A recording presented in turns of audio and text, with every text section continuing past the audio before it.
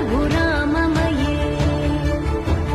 सुमुखं सुहृदं सुलभं सुखदं स्वनुजं च सुखाय ममोघशरम् अपहाय रघुद्वहमन्यमहं न कथञ्चन कञ्चन जातु भजे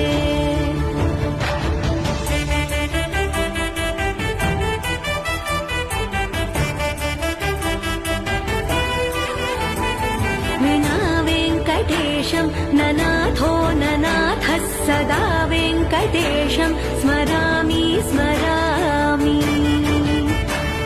हरे वेङ्कटेश प्रसीद प्रसीद प्रियं वेङ्कटेश प्रयच्छ प्रयच्छ